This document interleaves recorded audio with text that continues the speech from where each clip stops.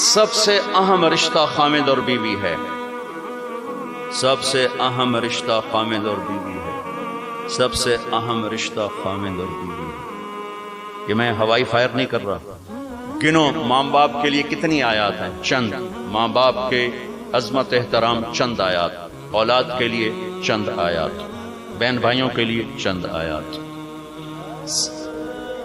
لیکن خامد اور بیوی کے لیے سینکڑوں آیات ہیں، پورا مضمون چلتا ہے، پوری صورت چلتی ہے کہ ایک گھر کیسے آباد ہو، قرآن نے کس رشتے پر زور دیا وہی اہم ہوگا۔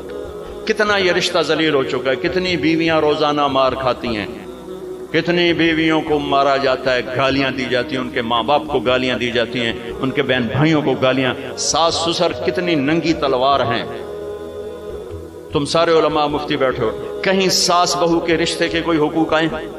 کہیں سسر اور بہو کے رشتے کے کوئی حقوق آئے ہیں؟ لیکن میرا معاشرہ سارا حق ساس سسر کے آنے والی بہو پر ڈالتا، خامد تو بیچ میں شامل ہوا جائے، بچو پتہ نہیں کدو آ گیا، تو پچھاڑ سانو کرن دے جو کرنا۔ ایک عورت جب ماں ہوتی ہے تو روئیں سے محبت کے چشمے، جب ساس بنتی ہے تو روئیں سے زہر اگلنے لگ جاتی ہے۔ یہ کیا معاشرہ ہے؟ اس معاشرے نے کو ہم، یہ علماء کا قصور ہے کہ انہوں نے معاشرت نہیں سمجھائی۔ اچھا، ایک اس رشتے کی اہمیت اس وجہ سے سینکڑوں آیات ہیں، ایک اس کی کمزوری اس وجہ سے، اس کو بچانے کے لیے، چونکہ ماں بیٹے کا رشتہ ٹوٹتا نہیں، بہن بھائی کا رشتہ ٹوٹتا نہیں، باپ بیٹے کا رشتہ ٹوٹتا نہیں، خامد بیوی کا رشتہ ایک بول پر ٹوٹ جاتا ہے۔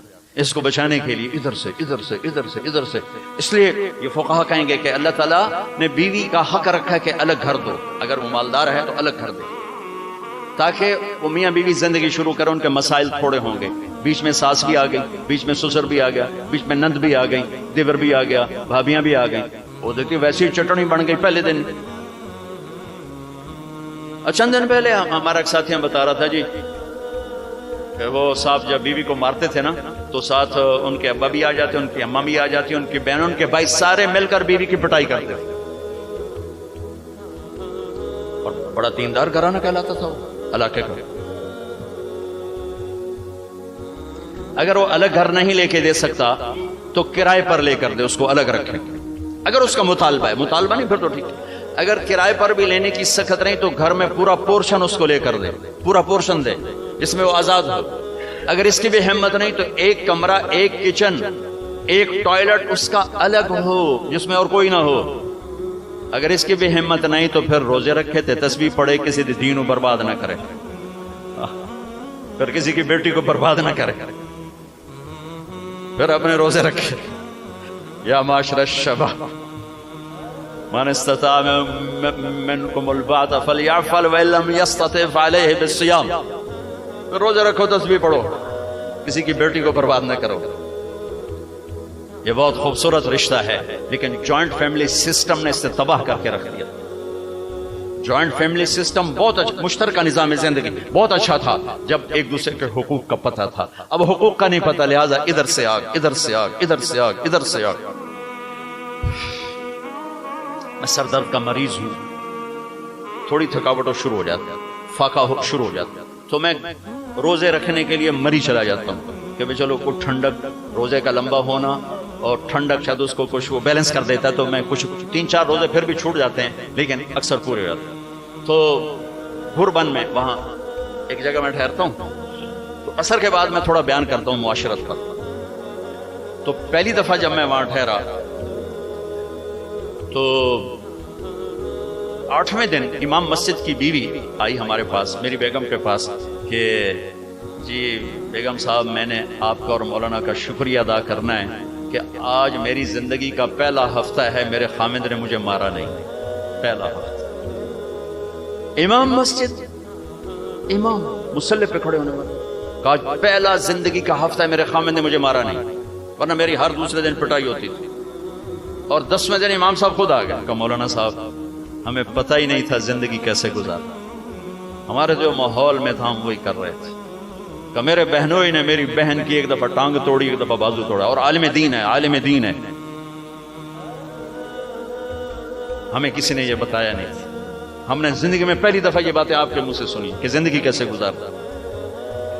عورت پر مرد کا اعتماد. کتنے لوگ ہیں بیویوں کے روزانہ موبائل چیک کر رہے ہوتے ہیں, کدھر کال کی تھی, کیا میسج آیا تھا. انہیں شریف زادیوں کو برباد کر کے رکھنا. اور کتنی عورتیں ہیں جو اپنے خامدوں کا موبائل ڈھونڈ رہی ہوتی ہیں, وہ سو جاتے ہیں موبائل چیک کرتی ہیں, کہیں کہاں فون کیے, کیا میسج آئے. اس بد اعتمادی نے کتنے گھر اجاڑ دیے. ابھی ایک طلاق ہوئی ہے میری اپنی فیملی میں, ابھی طلاق, کہ اس کم وقت کو اتنا شک تھا کہ متقی ترین بچی کو اس نے طلاق دیا. شک. شیطان کو کیوں خامند اور بیوی کا جھگڑا سب سے زیادہ پسند ہے کہ چھاؤں ہٹ گئی اور اگلی نسل تباہ ہو گئی. شیطان روزانہ کچہری لگاتا ہے, پوچھتا ہے آج کیا کیا, کوئی کچھ کہتا ہے, کوئی کچھ کہتا ہے, سب کو ٹھنڈا جواب دیتا ہے. ٹھیک. ایک شیطان کھڑے ہو کر کہتا ہے حضور میں نے میاں بیوی کو لڑایا. تو کم وقت اپنی ایسی یوں اچھلتا ہے, تو ہے جو کر کے آیا ہے, آجا. اس کو گلے لگاتا ہے, اس کو اپنے پاس بٹھاتا ہے, کہتا ہے یہ ہے وہ کام. کیوں؟ کس نے چھاؤں ہٹا دی, اس نے نیند اجاڑ دی, اس نے بارشوں کو روک دیا. کیا ہوگا؟ زمین بنجر, نیندیں برباد, اعتماد ختم, نسل برباد. کیوں طلاق کو سب سے زیادہ بدترین حلال کہا؟ کیوں میرے نبی نے فرمایا علی طلاق سے بچنا. امام غزالی کی روایت ہے کہ جس کی بیوی بدتمیز اور اس نے صبر کیا, جس کی بیوی بدتمیز اور اس نے صبر کیا, تو اسے وہ اجر ملے گا جو نوح علیہ السلام اور لوط علیہ السلام کو ملا. جس کا خامد بدتمیز اور اس کی بیوی نے صبر کیا, تو اسے وہ اجر ملے گا جو حضرت آسیہ کو فرعون کی زوجیت میں ملا. عرب کے ماحول میں بیوی سے اظہار محبت کسی سردار کے لیے عیب تھا, عیب. معشوق کے لیے اظہار محبت فخر تھا, اس کے لیے شعر و شاعری فخر تھا. لیکن مجھے بیوی سے پیار ہے, یہ موت. ماحول ایسا ہے کہ بیوی سے اظہار محبت عیب ہے اور معشوق سے اظہار محبت فخر ہے. اس ماحول میں میرے نبی مسجد نبوی میں ہیں اور آپ کے گرد مجمع ہے, اور ایک شخص پوچھتا ہے یا رسول اللہ من احب الناس الیک. کان میں نہیں, کھل کے پوچھتا ہے. آپ اس کے کان, یا رسول اللہ من احب الناس الیک, آپ کو سب سے زیادہ کس سے پیار ہے؟ آپ نے زور سے کہا عائشہ سے. عائشہ سے. مفتی نعیم کہے گا. آپ نے کہا عائشہ سے. وہ تو ہل گئے, یہ کیوں؟ انہوں نے سوال بدلا, یا رسول اللہ میرا مطلب تھا من الرجال, میں وہ نہیں پوچھ رہا, میں پوچھ رہا ہوں مردوں میں کس سے پیار ہے. تو میرے نبی نے نبض دیکھ لی کہ اس کو ہضم نہیں ہوا, تو اب آپ نے کہنا تھا ابو بکر, تو آپ نے کہا عائشہ کے ابا سے. ہاں ابوہا. مجھے پتا ہے, میں سمجھ گیا ہوں تو کیا کہاں سے بول رہا ہے. مجھے عائشہ کے ابا سے پیار ہے. یہ حدیثیں پڑھانے کی تھی کہ جب اس بچے کی شادی ہوتی اسے پتہ ہو مجھے کسی کی بیٹی کو لے کے کیسے چلنا ہے. میرے نبی حضرت عائشہ کو لقمے بنا کے کھلاتے تھے. کوئی اظہار عشق تھا, اللہ کی قسم اظہار تعلیم تھی. سکھایا کہ زندگی گزارنی کیسے.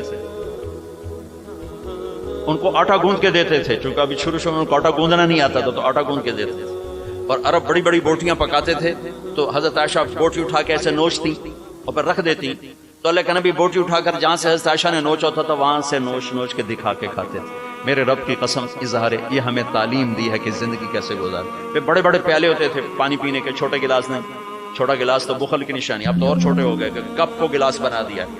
تو بڑے بڑے گلاس ہوتے تھے, تو ہم عائشہ رضی اللہ پانی پی رہے ہیں, رکھ دیا. میرے نبی اٹھا کر جہاں حضرت عائشہ کے ہونٹ لگے ہوتے تھے وہاں ہونٹ رکھ کے پانی پیتے تھے. صرف تعلیم. جس ہستی نے اللہ کو آنکھوں سے دیکھ لیا ہو اس کو کسی چیز کی رغبت ہو سکتی ہے؟ جنت بھول جائے گی جب اللہ اپنا دیدار کرائیں گے اور پھر پردہ پوشی فرمائیں گے تو کہیں گے یا اللہ جنت نہیں چاہیے, تو چاہیے, بس تجھے دیکھتے رہیں, بیٹھے رہیں تصور جانا کیے ہوئے از لذت دیدار خسرو چتواں گفتن سر دادن و جان دادن نادیدہ رخ یارے. امیر خسرو کہہ رہے ہیں کہ یا اللہ بن دیکھے تیرے لیے لوگ سولیوں پہ چڑھ گئے, اوروں سے چر گئے, چھروں سے کٹ گئے. بن دیکھے تیرے عشق میں جب تجھے دیکھیں گے تو کیا حال ہوگا. از لذت دیدارش خسرو چتواں گفتن سر دادن جان دادن نادیدہ رخ یار. تو جس ہستی نے اللہ کو دیکھا ہو ان کے لیے عورتوں کی کیا رغبت ہے؟ یہ صرف سکھانا. ایک حدیث سنا دے، ما تزوجت وما زوجت الا بوحی من السماء نزل به جبریل. لوگوں میں نے جہاں شادی کی، میں نے جہاں بیٹی دی، پہلے آسمان سے وحی آئی، پھر میں نے قدم اٹھایا. اللہ کی قسم ہمیں سکھانے کے لیے ہاں سفر سے واپسی ہو رہی ہے، ٹھیک ہے. آپ نے صحابہ سے کہا چلو بھائی تیز ہو جاؤ، وہ سارے تیز ہو گئے، یہاں تک کے نظروں سے غائب ہو گئے. ٹھیک، تو اب کون رہ گئے؟ اما عائشہ اور میرے نبی. تو اما عائشہ نے ہی میرے نبی نے کہا عائشہ دوڑ لگائیں، دوڑ لگائیں، لگائیں. اللہ اکبر. مفتی نعیم کا اتنا بڑا پیٹ، یہ دوڑ لگائے گا بیگم کے ساتھ؟ وہ مولا منظور مینگل کا اس سے بھی بڑا ہو گیا، یہ لگائیں گے؟ تو عائشہ دوڑ لگائیں، کہا جی لگائیں. تو حضرت عائشہ فرماتی میں آگے نکل گئی لیکن ابھی پیچھے رہ گئے. پھر کچھ عرصہ گزر گیا، کئی سال گزر گئے. پھر ایک سفر سے واپسی ہو رہی، آپ نے کہا ہاں بھائی آگے جاؤ، وہ سارے آگے جا گئے، اچھل ہو گئے. آپ نے کہا عائشہ دوڑ لگائیں، کہا جی لگائیں. تو کہا ان دنوں میں موٹی ہو گئی. تبدنت کا لفظ مجھے یاد ہے کہ میں موٹی ہو گئی. تو جب دوڑ لگائی تو اللہ کے نبی آگے نکل گئے. تو آپ نے کہا عائشہ ہذہ بتلک، اب تو میں برابر ہو گئی. اللہ کی قسم زندگی سمجھانے کے لیے. جہاد کا سفر سارا صحابہ کا قافلہ ہے، جنگ کا زمانہ ہے، دشمن چاروں طرف ہے، اور ہم اما عائشہ رضی اللہ عنہ اونٹ پہ بیٹھی اور ہاتھ لگایا تو ہار غائب. فرمایا میرا تو ہار کوئی نہیں، میں تو نہیں جاؤں گی، میرا ہار ڈھونڈو.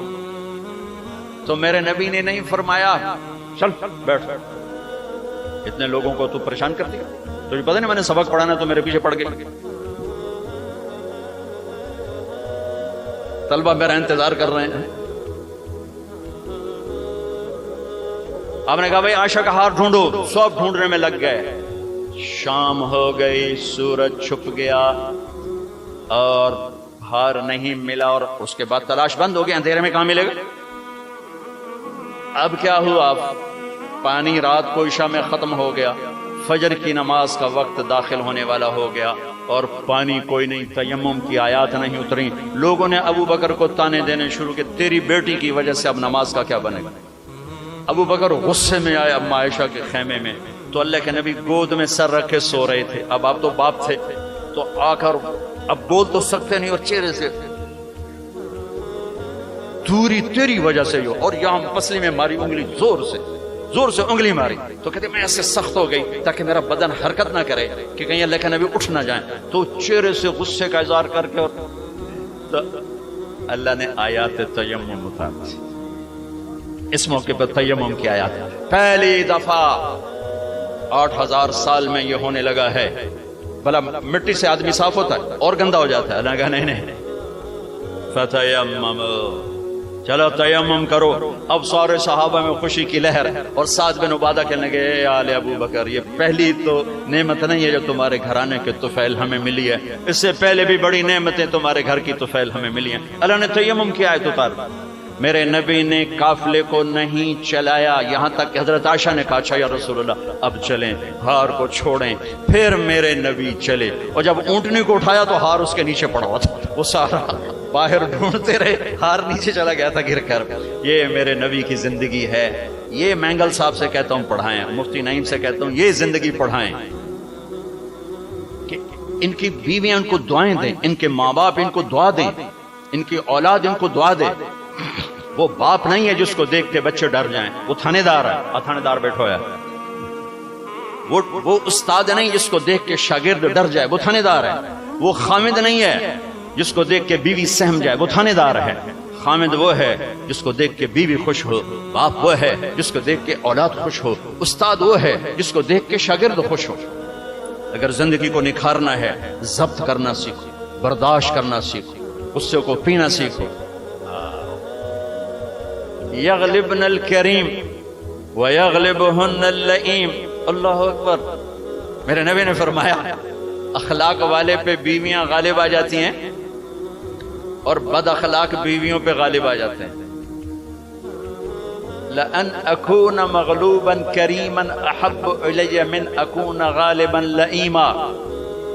میں اخلاق والا بن کے بیوی سے دب کے رہوں یہ مجھے پسند ہے اس بات سے کہ میں بد اخلاق ہو کر کمینہ ہو کر بیوی پہ غالب آؤں۔ لائن بد اخلاقی کی آخر جس کو ہم کمینہ کہتے ہیں۔